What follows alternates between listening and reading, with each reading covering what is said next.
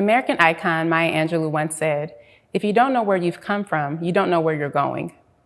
I'm going to take a few minutes to walk you through where we've come from and give you context for where we must go together. When we all can get on one page, our city will literally be unstoppable. For decades, federal redlining policies listed racially diverse areas like Compton as hazardous investment zones, providing banks with a public and legal justification for steering capital investment away from communities like ours.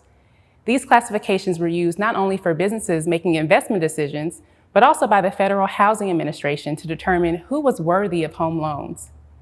Cut off from access to affordable mortgages, many Black and brown families were unable to build generational wealth through home ownership. Families broke barriers and moved up and into Compton, which in the 1960s and 70s thrived. In the 1980s and 90s, the proliferation of crack cocaine, gangs, and violence ravaged our city, decimated our tax base, while our infrastructure and public assets, parks, neighborhoods, and small businesses continued to decline. In 2000, crime continued to spike, and the mayor and council disbanded Compton PD, bringing in the sheriff's department to stabilize safety in the city. When the city lost control of public safety, it gained additional resources to combat crime. The then self-declared gangster mayor and public corruption took a continued toll on our city's reputation and stifled significant reinvestment. Due to the city's poor financial condition, subsequent administrations continued to lack infrastructure improvements and basic maintenance and kicking those improvements down the road. In 2011, city council overspending came to a head. While playgrounds were decaying, roads were crumbling, and the city faced bankruptcy. A newly accumulated $43 million deficit resulted in a 50% reduction of the city's workforce, and the remaining employees worked on furloughs. The city then lost its credit rating, was in poor standing with HUD, owed $5 million in mismanaged funds, and, due to the revolving door at the city's top administrative post, had created a toxic environment for employees.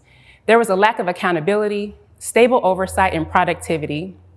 The historic battle for political power on the city council and voting blocks resulted in city councils which have fired city managers almost every year for the past 20 years in an attempt to control the city. In other words, this is equivalent to a company firing its CEO or COO every year. Who suffered from this? The residents, who paid high taxes from a government that cared more about political power than the people. In 2013, when I was elected mayor, the city was on the brink of destruction. The city's newly accumulated $43 million deficit, reduced workforce, failure to plan for infrastructure upgrades, lack of funding to pay for street and park improvements, coupled with decades of neglect and cyclical, unstable management, our outlook was dim to say the least. To top it off, the State Community Redevelopment Agency had been dissolved, leading to a state pension fund grab. The city was unable to contribute its required contribution to CalPERS. This was only fixed when we lobbied for a new law in 2015 to restore over $20 million in pension funds. Unfortunately, being elected mayor didn't give me a magic wand to print money for street and park improvements, to fight crime, or to transform City Hall. The truth is, hard-won battles against those that didn't want progress resulted in a tumultuous tenure. But I'm happy to say, with your support, we prevailed. On July 1 of that year, I was entrusted to deliver a 12-point Vision for Compton strategy that we created together. Before I ever sought your support, I sought your input through stakeholder listening sessions to hear directly from you on your priorities to identify real deliverables designed to change outcomes, truly impacting our quality of life as residents, businesses, stakeholders. We the people now and in the future years to come. I won't take you on a full walk through the last 8 years, but here's a few highlights of our journey together. In 2013, we got straight to work on our roads, approving essential studies required to unlock grants, restricted funds, and resurfaced 88 residential streets with Capital Improvement Program 1401. We restored laid-off employees and eliminated furloughs. We successfully attracted landmark economic development to our city, securing nearly 2 million square feet in new development. We built a 35,000 square foot state-of-the-art community center and public parking facility, enabling our city to assemble and thrive. We implemented the city's first local hiring, procurement, and community benefits policy, empowering us to secure $10 million in community benefits and exceed our 35% local hire mandate. In 2015, the governor signed a law restoring $9 million and $3.2 million annually to our city as a result of our efforts. We introduced Measure P to address decades of neglect, restore infrastructure, stabilize city services, and public safety. We attracted $9 million in new grant funding for street reconstruction. We recently approved the Compton at Work $45 million landmark street reconstruction program, the largest infrastructure investment in our city's history. We also partnered with the Compton Community Development Corporation, the Fund for Guaranteed Income, and Jane Family Institute to launch the Compton Pledge, an $8 million guaranteed income pilot delivering direct cash payments to Compton residents for 2 years, representing the largest guaranteed income pilot in our nation's history. We continue focusing on delivering street reconstruction for our residents and completing the following. Let's discuss a few details related to our city's largest assets: streets, parks, lighting, public facilities, and equipment. Over the last 8 years, we worked diligently to secure additional revenue, new grants, fund essential pavement management studies, architectural and engineering designs of roads, and purchase critical equipment to invest in our city's street system. We invested the following grants: Capital Improvement Program 1301, 1801, Rhine and Overlay, pothole repairs, asphalt and equipment purchases for in-house street repairs, new street signs and wayfinders. Measure P is our city's local tax initiative. Prior to Measure P, the city had zero funding dedicated to public improvements and was unable to afford matching funding essential for grants. Post-Measure P, the city was able to invest in critical safety infrastructure improvements, equipment, and was able for the first time in many years to appropriate matching funds that unlocked our ability to access additional funding for projects. We've made significant improvements with existing revenue, and we're introducing a package to do more faster. I am also pleased to report that we are introducing an additional strategy to complete nearly $100 million in comprehensive citywide improvements as promised. We have an aggressive funding strategy to support infrastructure at a scale that is at a first in our city's history. I'm proud to have led this work. Through the Compton at Work infrastructure program, we approved a $45 million infrastructure bond by combining transportation revenues, including Measure M, R, Prop C, etc. This was approved in December 2020 and will be spent by 2023. The second phase is a $54 million Measure P funded Compton at Work infrastructure investment program, which will be approved in March of this year and is mandated to be spent by 2023. We also just completed Capital Improvement Program 1801, which represents a $6.3 million investment in our street system. Promises made, promises kept. I'll walk through a few park improvement projects as well. We renovated Tragnew Park in 2019, which was last refurbished in 1997. We partnered with Kaboom to replace 30-year-old equipment in Gonzalez Park and have replaced equipment in Burrell McDonald Park as well. We partnered with the Dodgers Foundation to renovate the Jackie Robinson Stadium. We partnered with the Williams Sister Family Foundation for a new tennis court. We made over $400,000 worth of improvements in South Park, which includes a new playground, outdoor exercise area, decomposed granite walking trails, picnic stations, and renovated sports facilities that were paid for by Measure P. We launched a pilot with Edison to upgrade 60% of the city's streetlights to be brighter and more energy efficient. The financing plan for our $2 million strategy will also be published soon. And we have a funding plan to upgrade all public facilities because, let's face it, you deserve it. We also installed new equipment and vehicle investments through Public Works, fire, and parking. Our city now has new internal software, a new mobile app, and also a new website. We're pleased to partner with Plenty Farms to deliver a new high-tech indoor vertical farm in our great city. This farm will be the largest of its kind in Southern California, spanning nearly 100,000 square feet. Set to supply over 400 grocery stores throughout our state with organic greens and strawberries while paying homage to Compton's rich agricultural roots. Plenty is an indoor agriculture company. We're taking a crack at a totally new way of producing food to feed the world. Plenty's mission is plants, people, and planet. We produce the best quality plants that we can. We give those to the people, and we help diminish the damage that we're doing to the planet.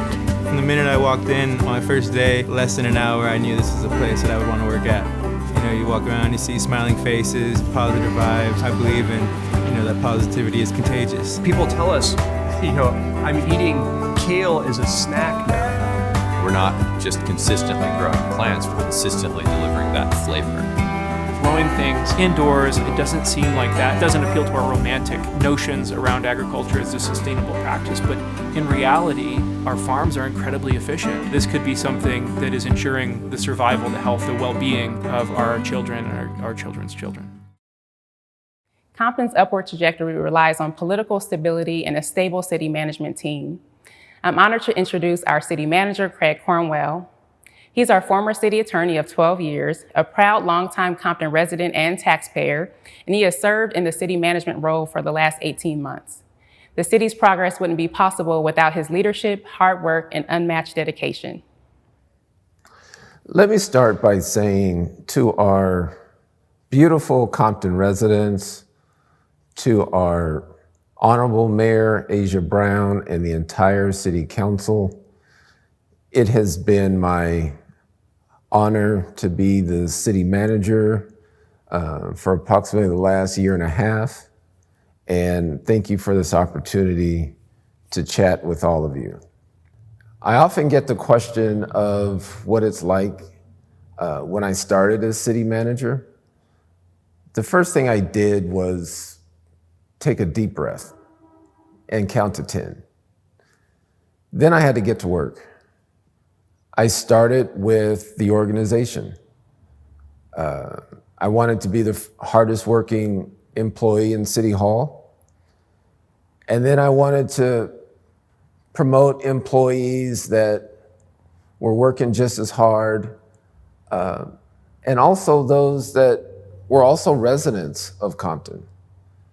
I thought I needed employees that had a stake in the city and really wanted to see it improve. We were able to fill 14 promotional opportunities with residents from the city. Then I turned to the quality of life issues.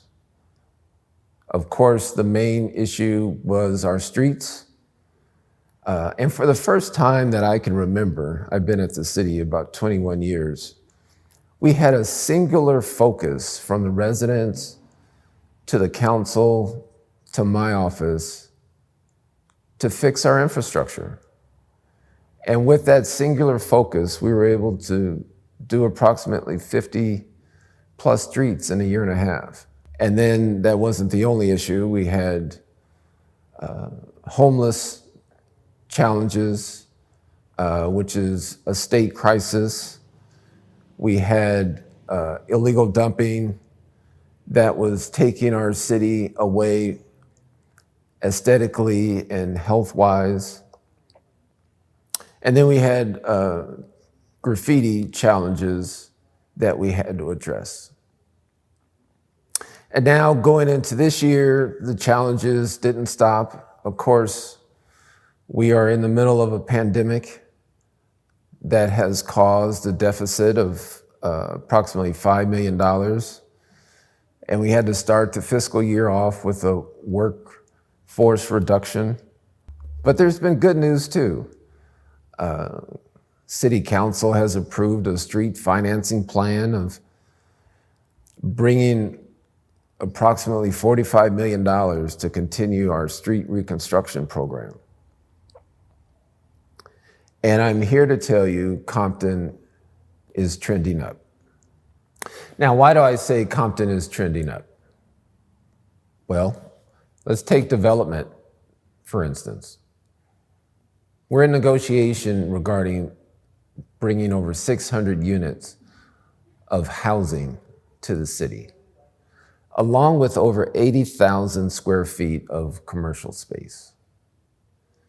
That is significant investment in the city, and that's going to only strengthen our tax base. One of the things we're working on is streamlining the services we offer at City Hall. So whether you're a homeowner or the owner of a shopping plaza.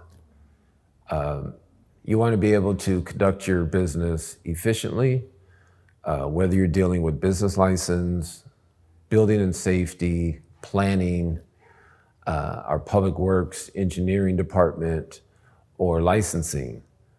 We're looking at ways to make that much more efficient, and even providing online services so that you can do business with the city no matter where you are. Another aspect of strengthening City Hall is getting our financial house in order. For several years, the world has not heard about our financial condition. And the way we speak to the world is through filing audit reports. And from fiscal year 2019 moving forward, we are filing those reports. We are going through looking at the historical accounting of the city. All that works towards a stronger organization and ultimately a stronger Compton. So as I close my portion of this address, I just want to leave with you that you have an organization that is working hard and working for you. I am privileged and honored to be the city manager. And I look forward to meeting every challenge and opportunity for Compton. Thank you. Hi, it's great to be with all of you today.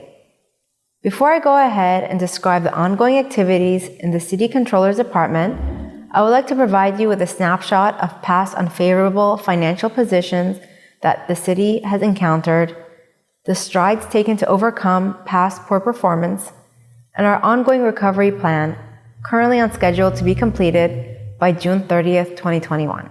All to establish a firm financial foundation for Compton's future.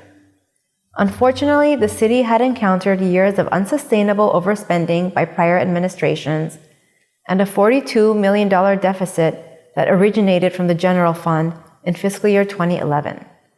For the last 30 years, historic mismanagement and instability has hampered city operations.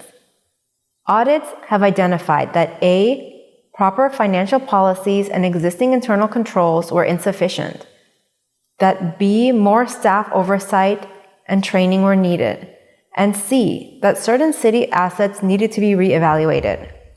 Even though audit findings have brought these unfavorable prior actions to light and have illuminated the need for changes in the City Controller's Department as well as citywide, these things are definitely manageable.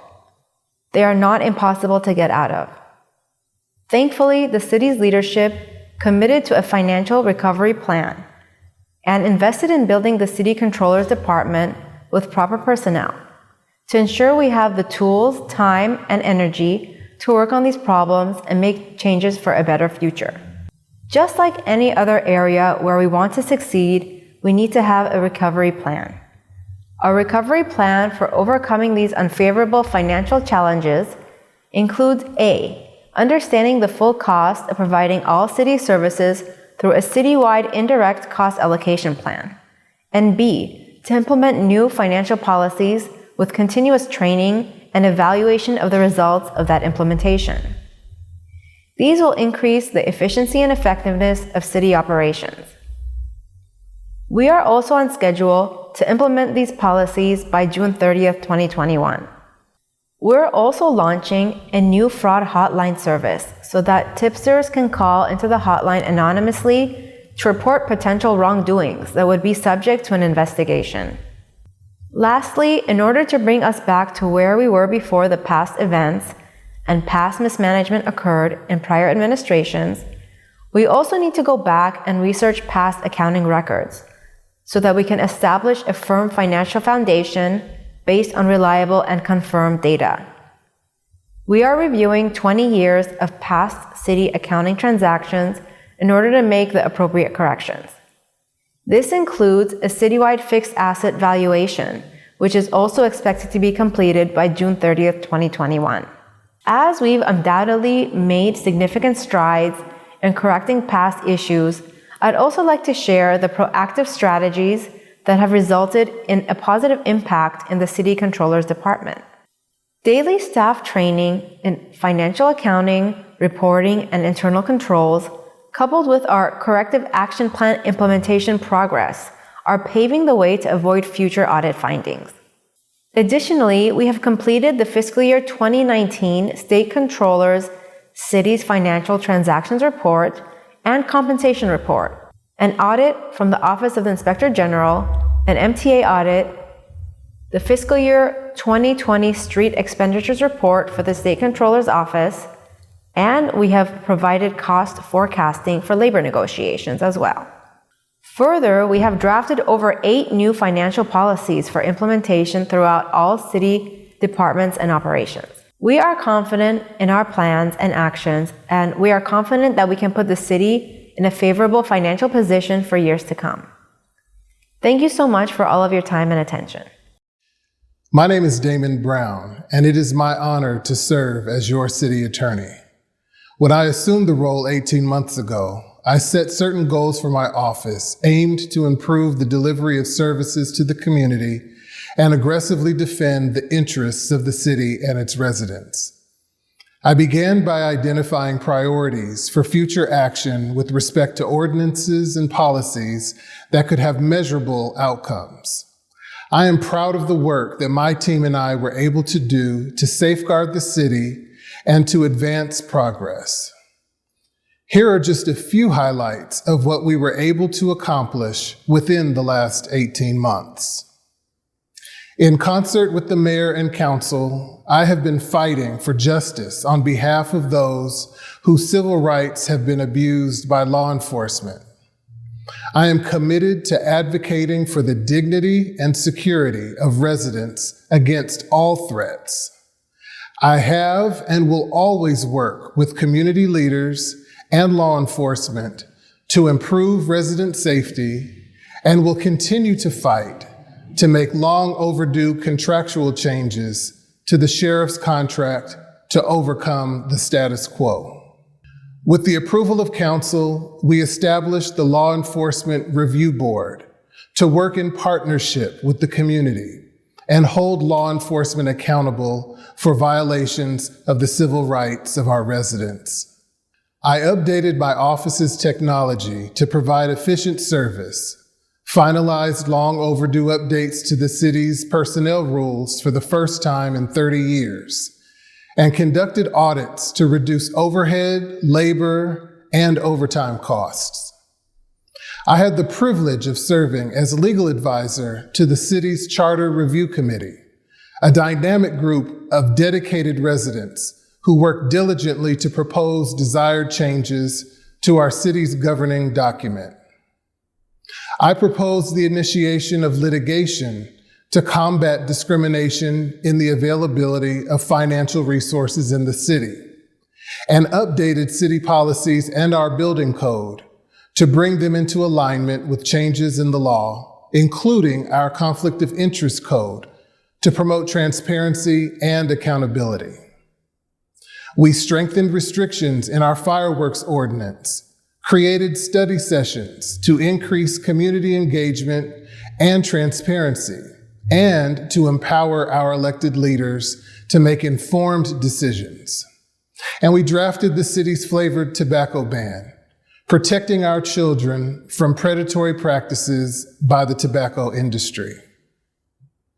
I've been working with the Controller's Office on matters related to the state audit by conducting an assessment on proposed new fiscal policies. And with the assistance of the fantastic attorneys and staff in my office, we have cleaned and cleared significant liability off the books and improved response time to liability claims. We tackled the long-standing demise of 2 city cemeteries, historic landmarks that serve as the final resting place for so many of our loved ones.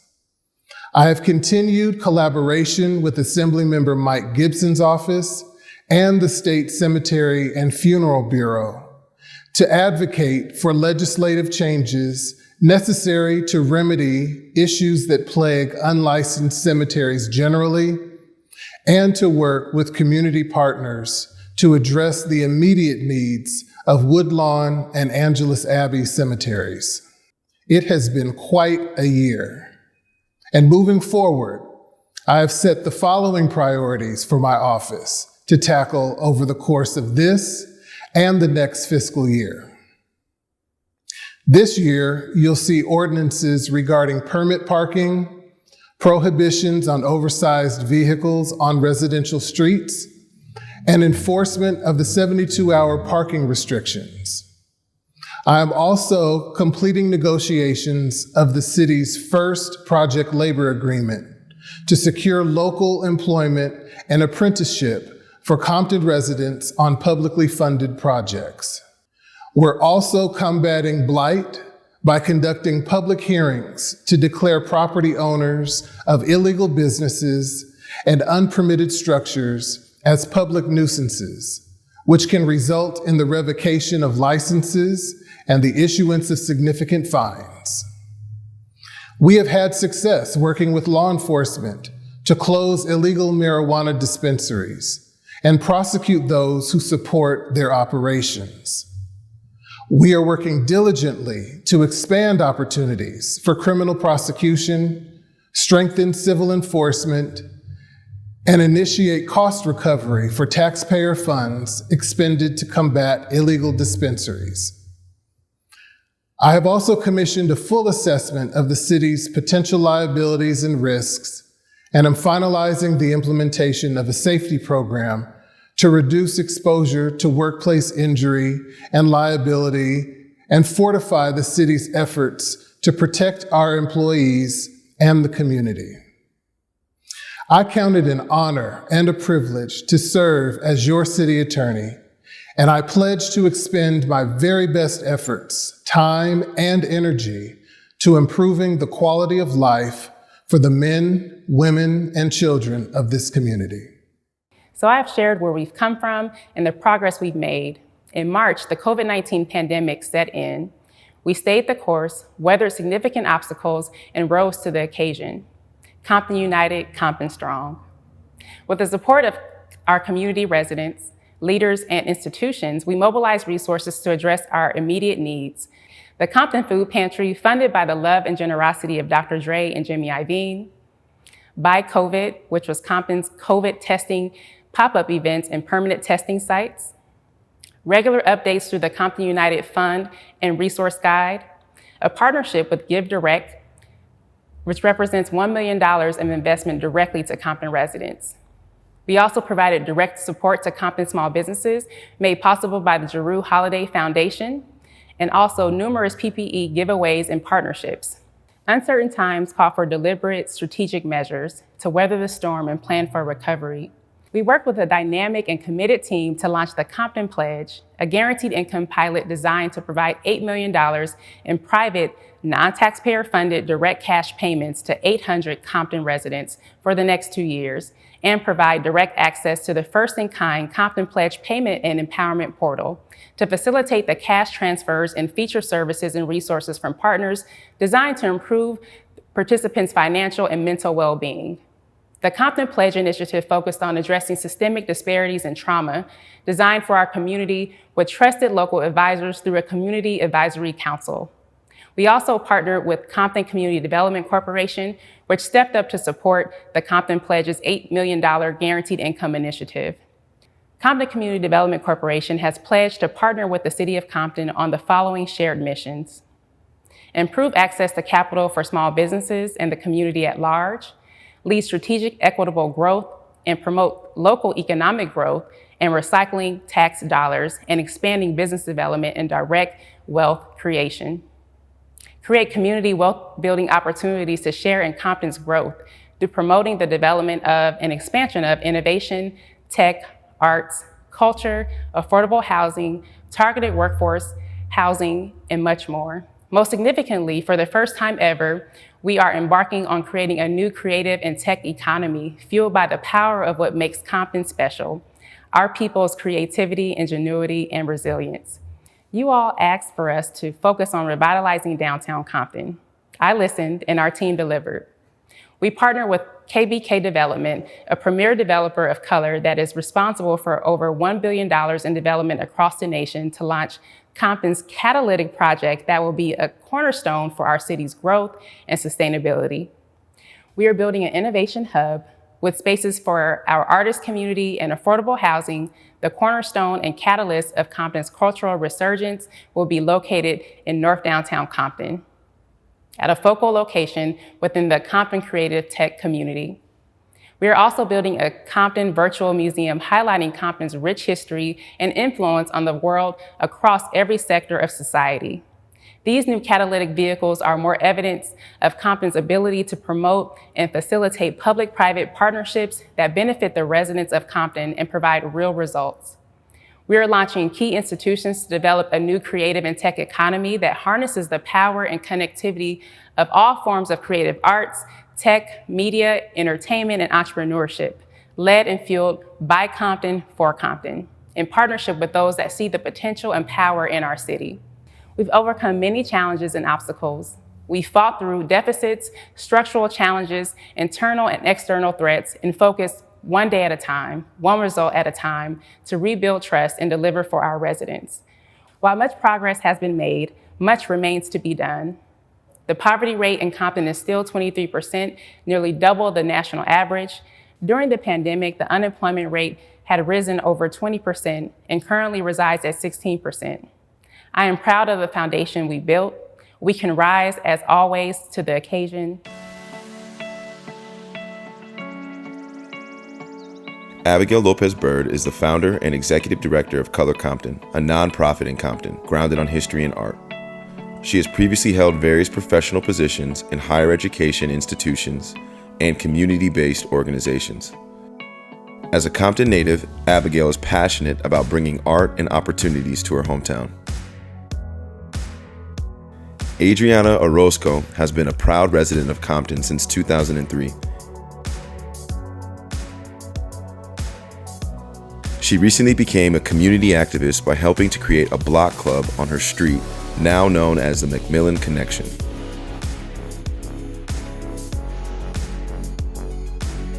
Annabella Bastida is recognized as an effective community leader devoted to advocating for the well-being of immigrant families. She currently works as a director of membership for the Coalition for Humane Immigrant Rights. Furthermore, she volunteers with Our Lady of Victoria Church in Compton and is also a volunteer with the Red Cross and leads the Compton Preparedness Team that engages, educates, and trains Compton residents about disaster preparedness. Celestina Bishop has worked tirelessly mobilizing volunteers, working with local officials, and investing her own money into restoring dignity to the Woodlawn Cemetery. She has formed a nonprofit called One Section at a Time, which is the perfect description of how she has tackled rehabilitating Woodlawn. Christy McDaniel is the founder of the youth nonprofit Children Striving Together. She's also the founder of The Power Legacy, a for-profit business that assists people with starting their own businesses. Her goal is to leave a legacy behind, but also show individuals that they can do whatever they put their minds to.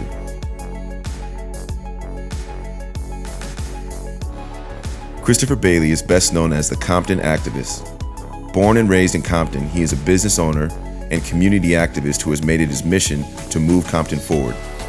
Chris's mission is to reverse the destruction that he was once a part of and to create a positive narrative for Compton.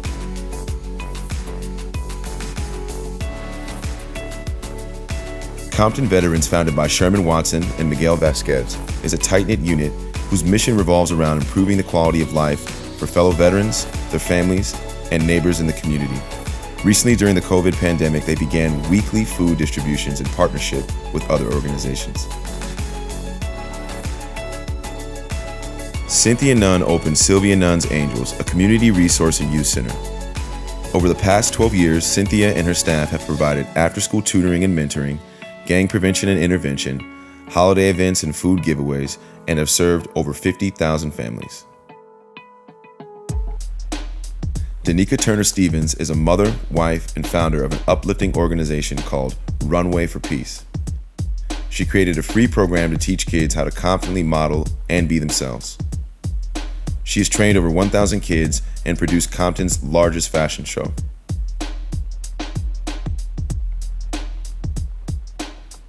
Dr. Lestine M. Johnson has more than 30 years of progressive business experience as a servant leader. She is currently the president and CEO of the Compton Chamber of Commerce.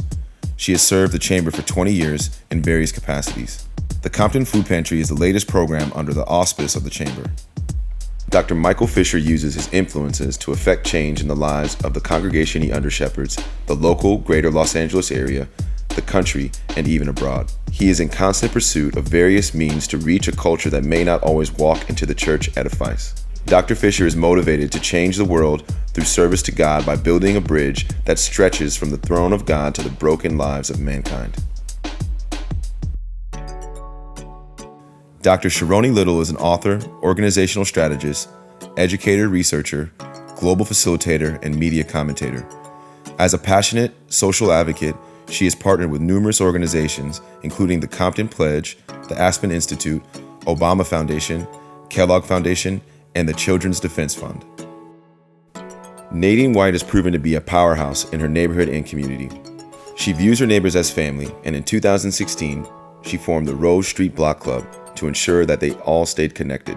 The Block Club has become a model in our city, and Rose Street hosts large-scale cleanups in the area and beyond.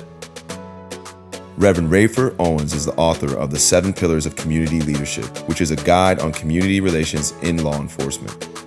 Rafer has been a deputy for the Los Angeles County Sheriff Department for over 30 years. He is currently assigned to Compton Station as a community relations deputy. Rafer's focus is to bridge the divide between law enforcement and the community.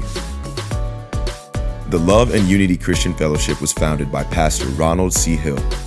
Since that time, through jail and prison ministries, food, bike, and backpack giveaways, and evangelistic events targeting the Compton community and surrounding areas, the ministry has grown tremendously. The ministry supports various missions such as His Nesting Place, Feed the Children, Christians United for Israel, World Impact, and Prison Fellowship, just to name a few. Veronica Clanton Higgins, TEDx Compton Boulevard organizer, adjunct professor, and certified life coach.